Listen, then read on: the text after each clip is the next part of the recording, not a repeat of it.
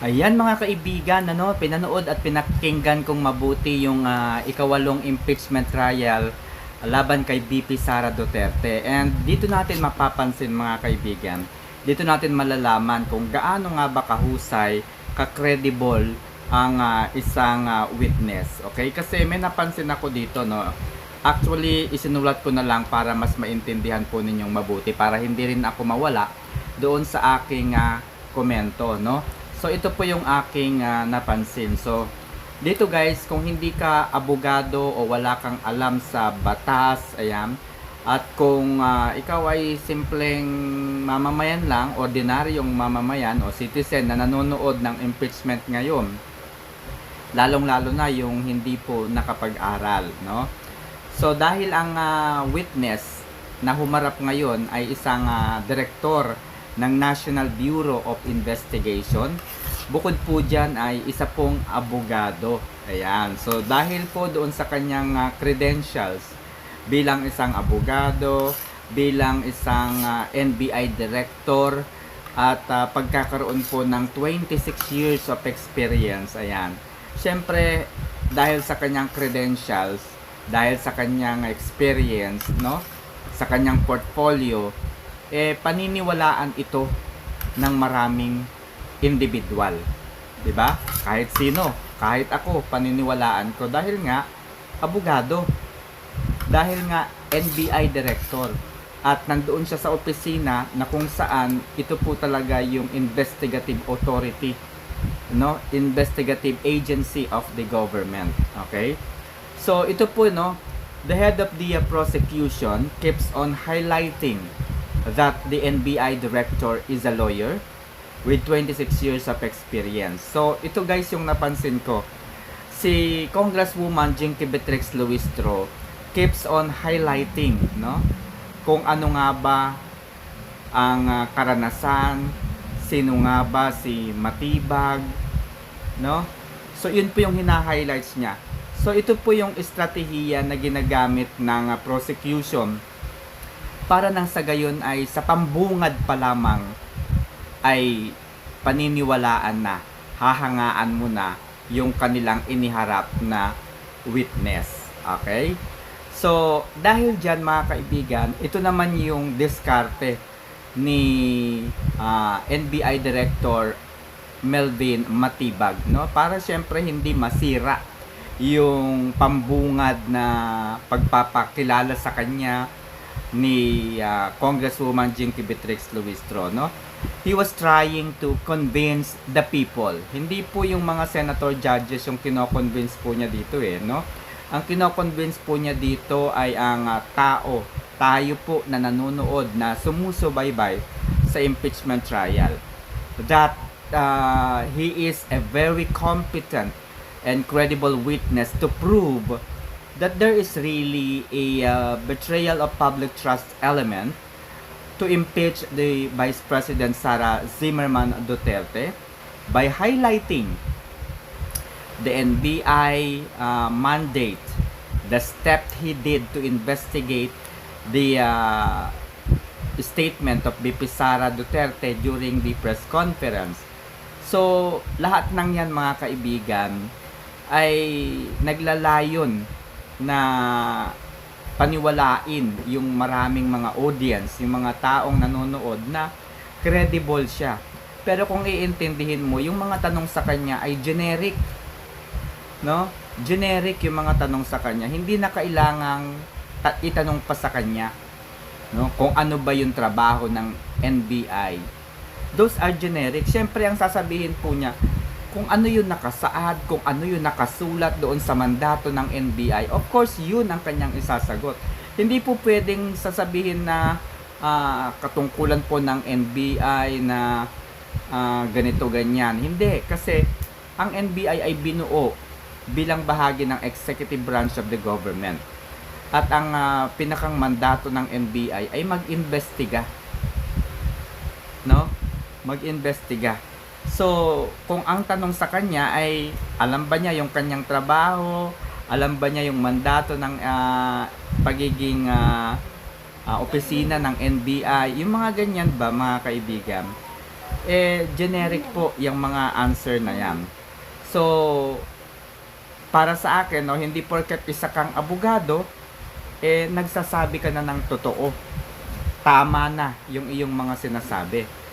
You may be aware, expert with the mandate of the NBI, but not necessarily ginagawa mo, tinutupad mo, sinusunod mo yung mandate na yon. No? Not necessarily. Okay?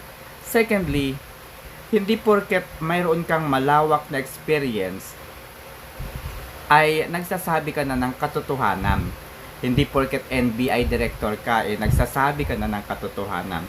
Minsan ay ginagamit yung malawak na karanasan upang ikubli o itago yung katotohanan at sumasabay na lamang sa realidad o pagiging realistic, no? So, ito po yung nais kong sabihin dito, mga kaibigan. When I was in law school, sabi ng aking kaibigan, no, na kumukuha po ng abogasya during that time din, no? Sabi niya sa akin, ano ba yung pinag-aaralan mo? Ano ba yung mga idea mo? Sabi niya sa akin, mag-focus ka, no, doon sa nangyayari ngayon, sabi niya sa akin. Kasi kung ipipilit mo yung pagkaintindi mo dyan sa batas, sabi niya gano'n, yung nababasa mo dyan sa batas, kung ipipilit mo yan,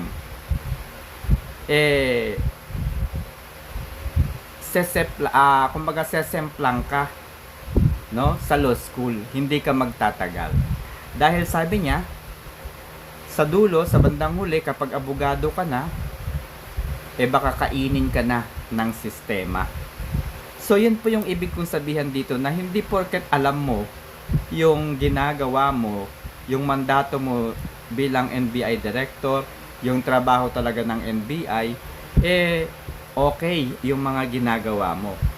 Dahil sa kalawaan po ng experience, pwedeng ginagamit na ito para gumawa po ng hindi tama. Yun na nga po yung sinasabi ng aking kaibigan na kumukuha rin po ng law. Okay? So, ito pa, yung napansin natin, mga kaibigan. Lahat ng kanyang mga sagot, mga response niya sa defense counsel na si Attorney Binluan, no? Attorney Mark Binluan, dun sa cross-examination, was anchored to a statement or affidavit of Arturo Las Cañas.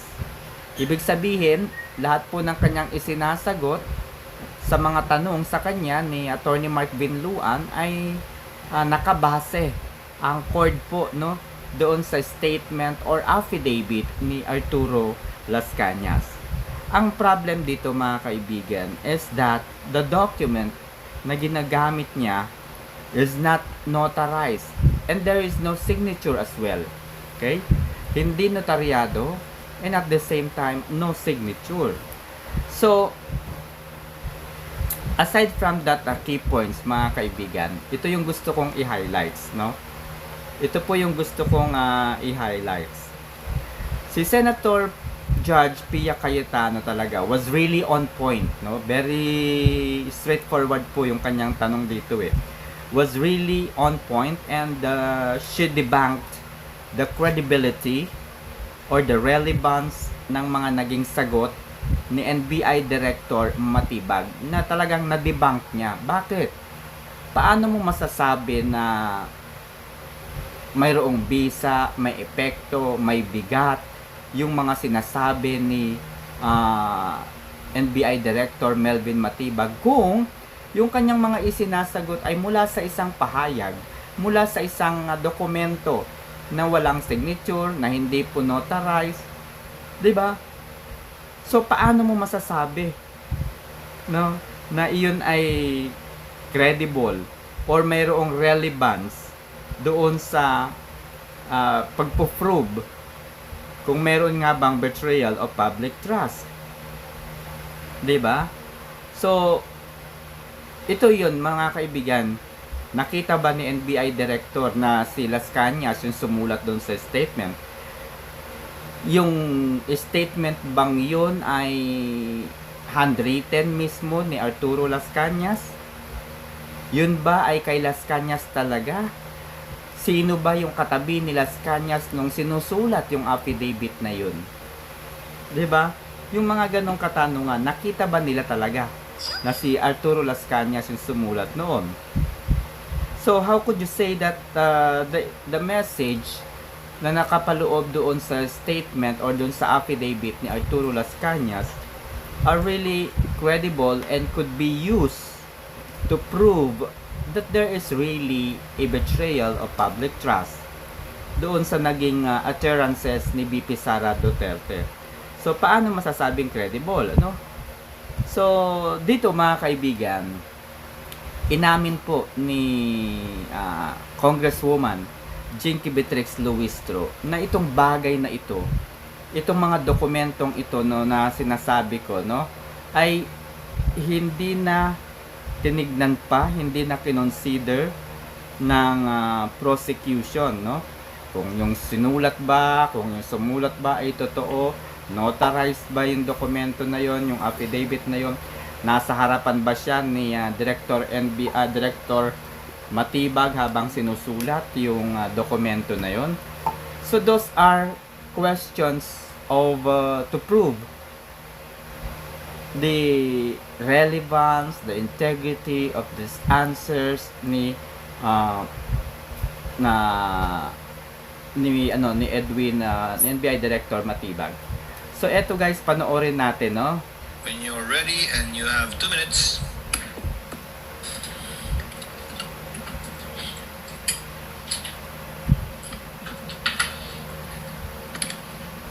Tignan ninyo guys, sa unang tanong pa lang, semplang na.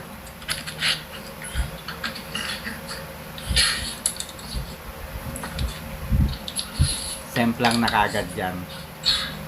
Do you consider Las Cañas an important witness for you, for the prosecution?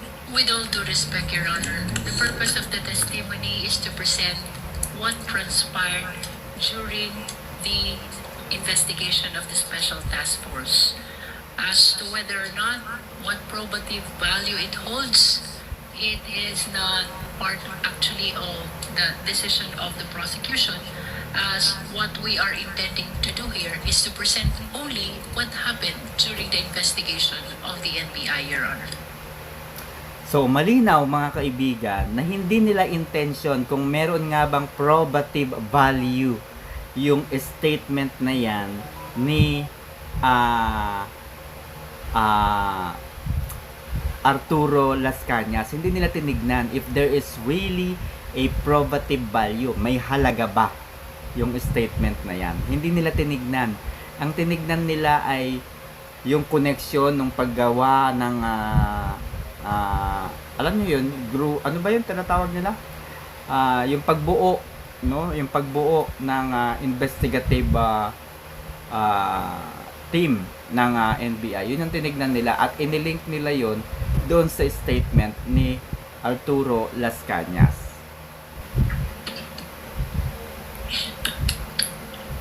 Mr. Presiding Officer, the rules of evidence are very clear. You either present a witness who provides your testimony or you present a document. And in terms of documents, Rule 132, Section 19 says there are 2 classes of documents, public documents and private documents. Included in public documents are documents acknowledged before a notary public. Yung pinakitang document is not acknowledged by a notary public. Okay. Pwede naman din ang private documents as the other class. If it can be shown and authenticated in any of the following manner. The person saw the document executed or written. Nakita ba ng witness mo na sinulat yon? Nakita ba niya? Your Honor, we can... No, please answer my question. No, Your Honor. The next manner of authenticating by evidence of the genuineness of the signature or handwriting of the maker. The defense said, di walang original signature doon. Do you disagree with that? We don't, Your Honor. Okay, and the third, by other evidence showing its due execution or authenticity, did you provide? No, Your Honor. Okay, so simple lang, Mr. Presiding Officer. They're trying to prove something by showing a document that any law student, even yung mga kababayan natin na nakikinig na ngayon na ang dami ng alam sa procedure, will tell you na hindi acceptable yon. And with all due respect, katulad din nung kahapon na humingi ako ng payo sa inyo, again, I will not name names, we had a discussion in caucus na you cannot unsee what you see. You cannot unhear what you hear. So pinalabas yun. Wala akong problema na palabasin yun, pero do your job and present the proper witness and the proper documentation to do that. Do your job.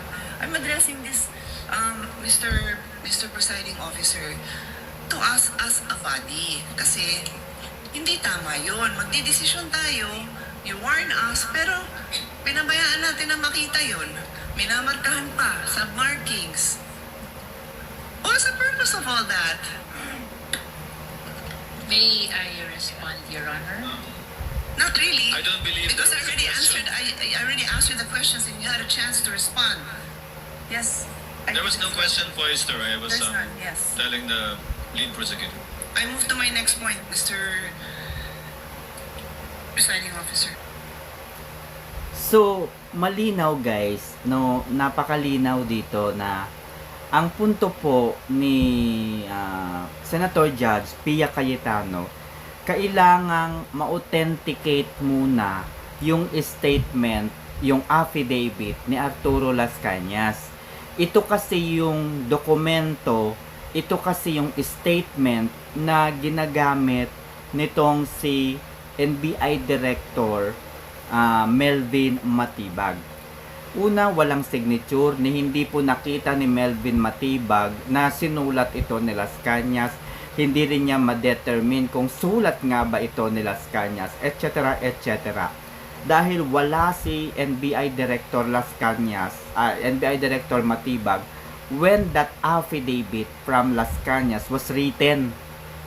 Napakasimple. Kailangang i-authenticate. So, bakit mo gagamitin yung isang dokumento na kulang sa authentication? Alright? So, yun po yung pinupunto dito. Our jurisprudence is very clear, no? A witness must be competent and credible. Hindi ko na babasahin lahat yung jurisprudence natin dyan dahil kompleto na yung record natin dyan. But there is also also included in our rules, Rule 132 on the rules of evidence. And I'll read it. A witness may be impeached by the party against whom he or she was called by contradictory evidence, by evidence that his or her general reputation for truth, honesty, or integrity is bad, or by evidence that he or she has made at other times statements inconsistent with his or her present testimony. So this is the rules. Now siguro we can, well, I'm reading the rules, so we can take notice of this, that this is what our rules say, and I don't think anyone will contradict that. Expired. Again, there are lots of cases supporting this. So,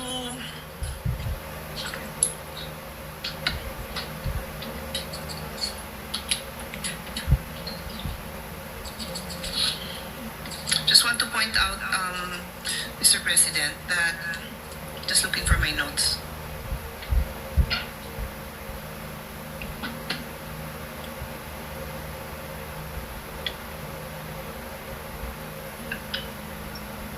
Diba? So, habang naghanap si Senator Judge Pia Cayetano, malinaw na inamin dito ni Congresswoman Jinky Beatrix Luistro, wala silang pakialam kung merong saysay nga ba yung statement ni Las Cañas. Wala silang pakialam kung may probative value ba ito.